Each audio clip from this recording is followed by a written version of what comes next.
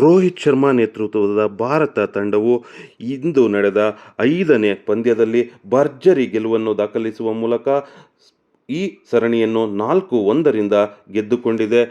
ರೋಹಿತ್ ಶರ್ಮಾ ಅವರು ಅತ್ಯುತ್ತಮ ಕ್ಯಾಪ್ಟನ್ಸಿಯನ್ನು ನಿಭಾಯಿಸಿ ಭಾರತಕ್ಕೆ ಇಂಗ್ಲೆಂಡ್ ವಿರುದ್ಧ 4-1ರ ಜಯವನ್ನು ಗೆದ್ದುಕೊಟ್ಟಿದ್ದಾರೆ ಅಂತಲೇ ಹೇಳ್ಬೋದು.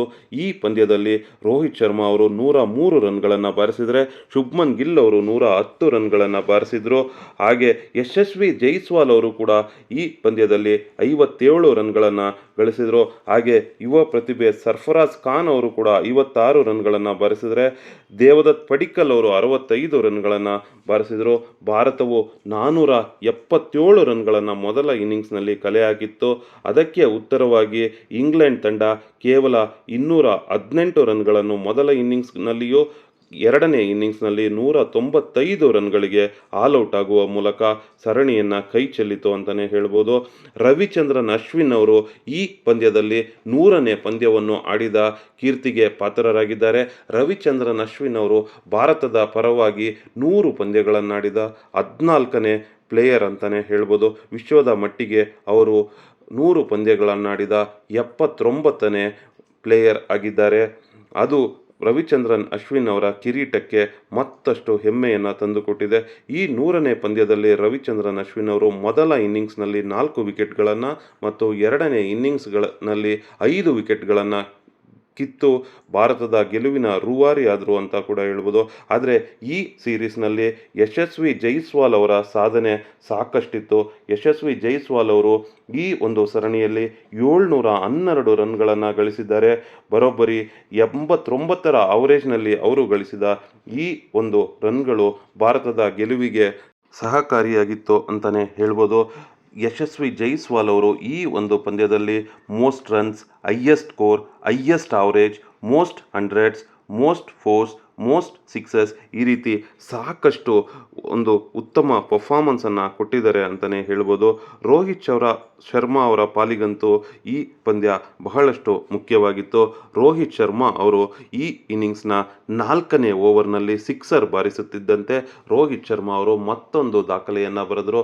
ಅದೇನಂತಂದರೆ ರೋಹಿತ್ ಶರ್ಮಾ ಅವರು ಟೆಸ್ಟ್ ಕ್ರಿಕೆಟ್ನಲ್ಲಿ 50 ಸಿಕ್ಸರ್ಗಳನ್ನು ಗಳಿಸಿದ ಮೊದಲ ಭಾರತೀಯ ಅನ್ನೋ ಹೆಗ್ಗಳಿಕೆಗೆ ಪಾತ್ರರಾದರು. ಆ ಮಟ್ಟಿಗೆ ರೋಹಿತ್ ಶರ್ಮಾ ಅವರಿಗೆ ಇದು ಅತ್ಯುತ್ತಮ ಪಂದ್ಯ ಅಂತ ಹೇಳ್ಬೋದು. ಅಷ್ಟೇ ಅಲ್ಲ, ಸರ್ಫರಾಜ್ ಖಾನ್ ಅವರು ಕೂಡ ಒಂದು ಉತ್ತಮವಾದಂಥ ಆಟವನ್ನು ಆಡಿದ್ದಾರೆ ಈ ಇನ್ನಿಂಗ್ಸ್ನಲ್ಲಿ. ಹಾಗೆ ಧ್ರುವ್ ಜುರೇಲ್ ಅವರು ಏನಿದ್ದಾರೆ ಅವರು ಕೂಡ ಈ ಒಂದು ಟೆಸ್ಟ್ ಪಂದ್ಯದಲ್ಲಿ ಪಾದಾರ್ಪಣೆ ಮಾಡಿದ್ದಷ್ಟೇ ಅಲ್ಲ, ಬಹುತೇಕ ಉತ್ತಮ ಪರ್ಫಾರ್ಮೆನ್ಸನ್ನು ಮಾಡಿದ್ದಾರೆ.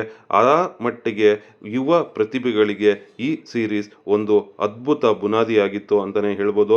ಅನ್ಫಾರ್ಚುನೇಟ್ಲಿ ವಿರಾಟ್ ಕೊಹ್ಲಿ ಅವರು ಈ ಸರಣಿಯಲ್ಲಿ ಆಡಲಿಲ್ಲ. ಹಾಗಾಗಿ ಯುವ ಪ್ರತಿಭೆಗಳಿಗೆ ಸ್ವಲ್ಪ ಅವಕಾಶ ಸಿಕ್ತು. ಆ ಯುವ ಪ್ರತಿಭೆಗಳು ಸಿಕ್ಕಂಥ ಒಂದು ಅವಕಾಶವನ್ನು ಸದುಪಯೋಗ ಪಡಿಸ್ಕೊಂಡ್ರು ಅಂತಲೇ ಹೇಳ್ಬೋದು. ಯಶಸ್ವಿ ಜೈಸ್ವಾಲ್ ಅವರಿರ್ಬೋದು, ಸರ್ಫರಾಜ್ ಖಾನ್ ಅವರಿರ್ಬೋದು, ಧ್ರುವ್ ಜುರೇಲ್ ಅವರಿರ್ಬೋದು, ದೇವದತ್ ಪಡಿಕ್ಕಲ್ ಅವರಿರ್ಬೋದು, ಈ 4 ಜನ ಅದ್ಭುತವಾಗಿ ಆಡಿ ಯುವ ಪ್ರತಿಭೆಗಳು ಸಾಕಷ್ಟು ಒಂದು ಸಾಧನೆಯನ್ನು ಮಾಡಿದ್ದಾರೆ. ಇದು ಭಾರತದ ಕ್ರಿಕೆಟ್ನ ಮಟ್ಟಿಗೆ ಉತ್ತಮ ಒಂದು ಸಾಧನೆ ಅಂತ ಹೇಳ್ಬೋದು. ಯಾಕಂದರೆ ಮುಂದಿನ ದಿನಗಳಲ್ಲಿ ಈ ಯುವ ಪ್ರತಿಭೆಗಳ ಒಂದು ಅವಕಾಶ ಭಾರತಕ್ಕೆ ಬೇಕು. ಯಾಕಂದರೆ ಮುಂದಿನ ಕ್ರಿಕೆಟನ್ನು ಮುನ್ನಡೆಸುವಂತಹ ಯುವ ಪ್ರತಿಭೆ ಇವರೇ ಆಗಿರ್ತಾರೆ.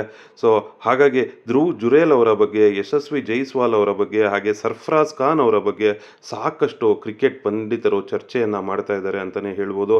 ಈ ಒಂದು ಯುವ ಪ್ರತಿಭೆಗಳ ಒಂದು ಅದ್ಭುತ ಪ್ರದರ್ಶನ ಭಾರತದ ಮಟ್ಟಿಗೆ ಸಾಕಷ್ಟು ಉತ್ತಮವಾದ ಒಂದು ಅವಕಾಶ ಅಂತ ಹೇಳ್ಬೋದು. ಹಾಗೆ ಕುಲ್ದೀಪ್ ಯಾದವ್ ಅವರು ಕೂಡ ಸಿಕ್ಕಂಥ ಒಂದು ಅವಕಾಶವನ್ನು ಬಹಳ ಉತ್ತಮವಾಗಿ ಬಳಸ್ಕೊಂಡು ಈ ಪಂದ್ಯದ ಪಂದ್ಯಶ್ರೇಷ್ಠ ಪ್ರಶಸ್ತಿಗೆ ಕೂಡ ಭಾಜನರಾದರು. ಅವರು ಮೊದಲ ಇನ್ನಿಂಗ್ಸ್ನಲ್ಲಿ 5 ವಿಕೆಟ್ಗಳನ್ನು ಕಿತ್ತರೆ, ಎರಡನೇ ಇನ್ನಿಂಗ್ಸ್ನಲ್ಲಿ 2 ವಿಕೆಟ್ಗಳನ್ನು ಕಿತ್ತಿದ್ದಷ್ಟೇ ಅಲ್ಲ, ಬ್ಯಾಟ್ಸ್ಮನ್ ಆಗೂ ಕೂಡ ಅವರು 30 ರನ್ಗಳನ್ನು ಗಳಿಸಿದ್ದಕ್ಕಾಗಿ ಅವರಿಗೆ ಈ ಪಂದ್ಯದ ಪಂದ್ಯಶ್ರೇಷ್ಠ ಪ್ರಶಸ್ತಿಗೆ ಅವರು ಭಾಜನರಾದರು. ಆದರೆ ಯಶಸ್ವಿ ಜೈಸ್ವಾಲ್ ಅವರ ಅದ್ಭುತ ಒಂದು ಬ್ಯಾಟಿಂಗ್ ಪ್ರದರ್ಶನ ಏನಿದೆ ಅದು ಅವರಿಗೆ ಸರಣಿಯ ಶ್ರೇಷ್ಠ ಒಂದು ಪ್ರದರ್ಶನವನ್ನು, ಸರಣಿ ಶ್ರೇಷ್ಠ ಪ್ರಶಸ್ತಿಯನ್ನು ದಕ್ಕಿಸಿಕೊಟ್ಟಿತು ಅಂತಲೇ ಹೇಳ್ಬೋದು. ಈ ಒಂದು ಉತ್ತಮ ಪರ್ಫಾರ್ಮೆನ್ಸ್ನ ಬಗ್ಗೆ ನಿಮ್ಮ ಅನಿಸಿಕೆಯನ್ನು ತಿಳಿಸಿ. ಯಶಸ್ವಿ ಜೈಸ್ವಾಲ್ ಅವರ ಈ ಒಂದು ಉತ್ತಮ ಬ್ಯಾಟಿಂಗ್ ಪರ್ಫಾರ್ಮೆನ್ಸ್ನ ಬಗ್ಗೆ ನಿಮ್ಮ ಅಭಿಪ್ರಾಯ ಏನು? ಹಾಗೆ ಭಾರತ 4-1 ಸರಣಿ ಗೆದ್ದದರ ಬಗ್ಗೆ ನಿಮ್ಮ ಅಭಿಪ್ರಾಯವನ್ನು ಕಮೆಂಟ್ನಲ್ಲಿ ತಿಳಿಸಿ. ನಿಜಕ್ಕೂ ಹೆಮ್ಮೆ ಅನಿಸುತ್ತೆ. ಎಲ್ಲೋ ಒಂದು ಕಡೆ ಭಾರತ ವಿಶ್ವಕಪ್ನಲ್ಲಿ ಸೋತಿದ್ರೂ ಕೂಡ ಕನ್ಸಿಸ್ಟೆಂಟಾಗಿ ಒಂದು ಉತ್ತಮವಾದಂಥ ಒಂದು ಸ್ಥಾನವನ್ನು ಗಳಿಸಿದೆ. ಟಾಪ್ 1, ಟಾಪ್ 2ನಲ್ಲೇ ಮುಂದುವರಿತಾ ಇದೆ. ಸೊ ಭಾರತದ ಈ ಒಂದು ಕನ್ಸಿಸ್ಟೆನ್ಸಿ ಬಗ್ಗೆ ನಿಮ್ಮ ಅಭಿಪ್ರಾಯ ಏನು? ಭಾರತ ಅಂದರೆ 3 ವಿಶ್ವಕಪ್ನಲ್ಲಿ ಸೋತಿರ್ಬೋದು ಭಾರತ. ವರ್ಲ್ಡ್ ಟೆಸ್ಟ್ ಚಾಂಪಿಯನ್ಶಿಪ್ನಲ್ಲಿ ಸೋತಿರ್ಬೋದು, ಹಾಗೆ 50 ಓವರ್ಗಳ ಒಂದು ಟೆಸ್ಟ್ನಲ್ಲಿ ಸೋತಿದೆ. ಅಷ್ಟೇ ಅಲ್ಲ, ಅಂಡರ್ 19ನಲ್ಲೂ ಕೂಡ ಫೈನಲ್ವರೆಗೂ ಬಂದು ಭಾರತ ಮುಗ್ಗರಿಸಿತ್ತು. ಆದರೆ 3 ವಿಶ್ವಕಪ್ನ ಫೈನಲ್ ತಲುಪೋದಿದೆಯಲ್ಲ, ಅದು ಅಷ್ಟೊಂದು ಸುಲಭದ ಮಾತಲ್ಲ. ಯಾಕಂದರೆ 3 ವಿಶ್ವಕಪ್ನಲ್ಲಿ ಫೈನಲ್ಗೆ ಬಂದಾಗ ನಾವು 50 ಓವರ್ಗಳ ಪಂದ್ಯದಲ್ಲಿ ಮತ್ತು ಅಂಡರ್ 19ನಲ್ಲಿ ಎದುರಿಸಿದ್ದು ಆಸ್ಟ್ರೇಲಿಯಾವನ್ನು. ಆದರೆ ಟೆಸ್ಟ್ನಲ್ಲಿ ನಾವು ಆಸ್ಟ್ರೇಲಿಯಾವನ್ನು ಎದುರಿಸಲಿಲ್ಲ, ನ್ಯೂಜಿಲೆಂಡನ್ನು ಎದುರಿಸಿದ್ವಿ. ಆದರೆ ಈ 3 ಒಂದು ವಿಶ್ವಕಪ್ನಲ್ಲಿ ಭಾರತ ಫೈನಲ್ಗೆ ಬಂದಿದೆಯಲ್ಲ, ಅದು ನಿಜಕ್ಕೂ ಅಸಾಧಾರಣ ಸಾಧನೆ ಅಂತಲೇ ಹೇಳ್ಬೋದು. ಆದರೆ ಆ ಫೈನಲನ್ನು ಗೆದ್ದಿದ್ರೆ ನಿಜಕ್ಕೂ ಅದು ಭಾರತದ ಮಟ್ಟಿಗೆ ಅತ್ಯದ್ಭುತ ಸಾಧನೆ ಆಗಿರ್ತಿತ್ತು. ಎಲ್ಲೋ ಒಂದು ಕಡೆ ಫೈನಲ್ ಗೆದ್ದಿಲ್ಲ ಅನ್ನುವಂಥ ಒಂದು ಬೇಜಾರು ಇದ್ದರೂ ಕೂಡ ಈ ರೀತಿಯ ಅದ್ಭುತ ಸಾಧನೆಗಳು ಭಾರತದ ಕ್ರಿಕೆಟನ್ನು ಮುನ್ನಡೆಸಲಿದೆ ಅಂತಲೇ ಹೇಳ್ಬೋದು. Thank you friends. Thanks for watching our channel.